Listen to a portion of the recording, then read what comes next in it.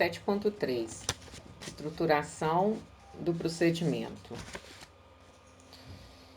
Como foi sugerido anteriormente, se houver uma pessoa responsável por esse processo transversal, elaboração do procedimento, a tarefa ficará mais fácil, pois essa pessoa dominará bem a técnica de redação, estará bem familiarizada com as formas de descrever os procedimentos. Além do mais, garante-se uma uniformidade de estilo, uma qualidade muito interessante.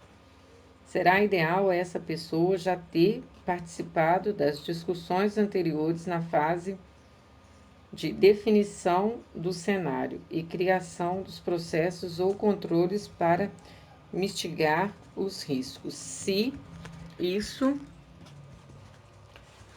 aconteceu, ela terá sua tarefa facilitada, mas como existem vários processos simultâneos, nem sempre essa pessoa poderá participar de todos eles. Portanto, ela entrevistará o facilitador e sua equipe para entender o que foi criado e aí sim elaborar o procedimento. O nível de detalhe a ser inserido no procedimento será uma prerrogativa da própria empresa, mas cita-se a importância de não deixar de descrever os tópicos essenciais no processo ou no controle criado, sem ter o objetivo de estabelecer uma regra rígida para essa fase. Na sequência, tem-se uma estrutura mínima consagrada para um procedimento. Cabeçalho. Título: no mínimo possível de palavras que caracterizem de forma inequívoca o procedimento em questão.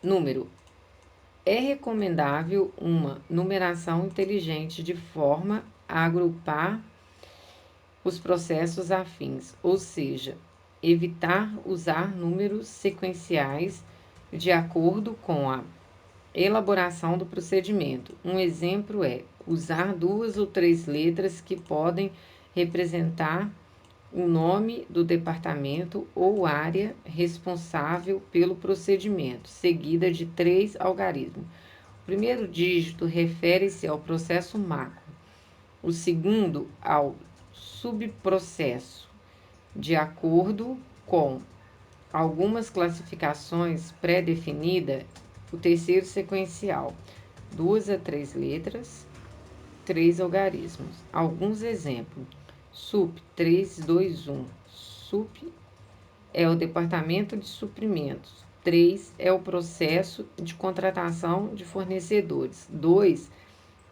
é para fornecedores internacionais. 1 significa ser o primeiro procedimento para essa categoria, que no caso é a comunicação do compliance.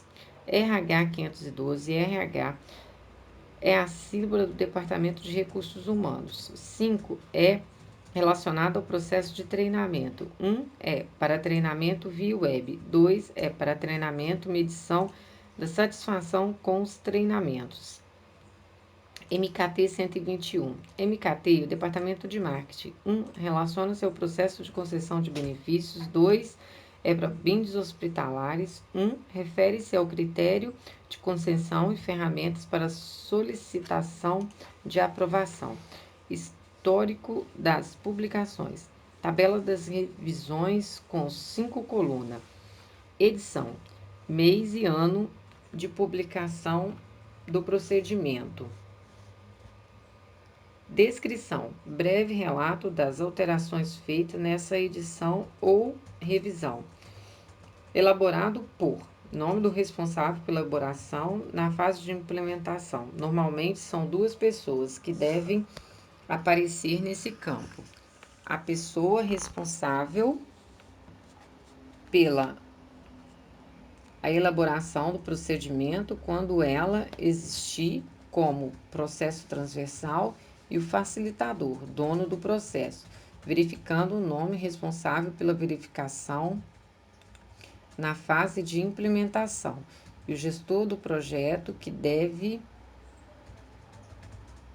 essa análise aprovado por nome do responsável pela aprovação. Aqui, normalmente, é o responsável do departamento de compliance.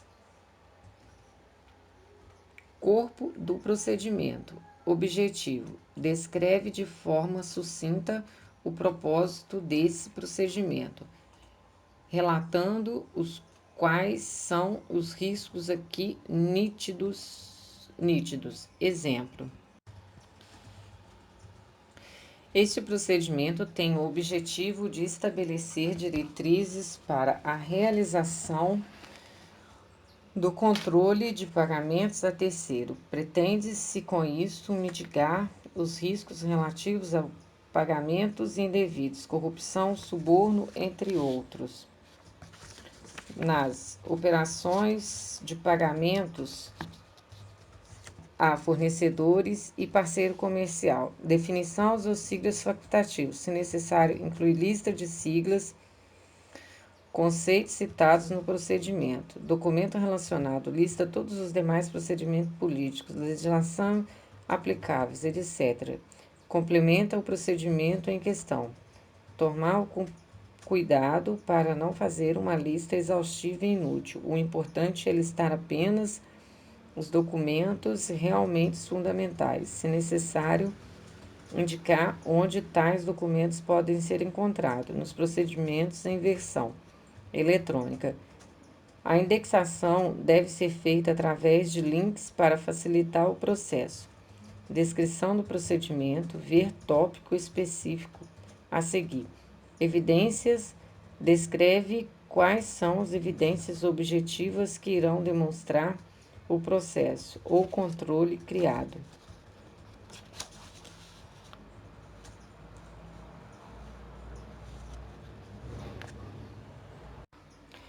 Funcionando de forma adequada na prática. Esse tópico é particularmente importante numa auditoria.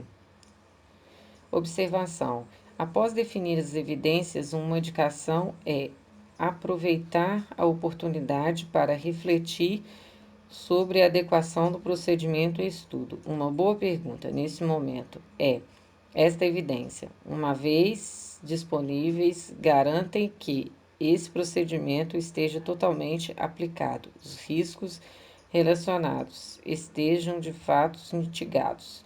Uma resposta negativa ou com dúvida mostra a necessidade de se buscar algum tipo de melhoria antes da implementação desse procedimento. Vale investir um pouco mais de tempo e energia para uma revisão, a fim de não comprometer a qualidade do projeto. Anexo: formulários, ferramentas, comunicados e outros documentos para facilitarem a compreensão e o uso desse procedimento.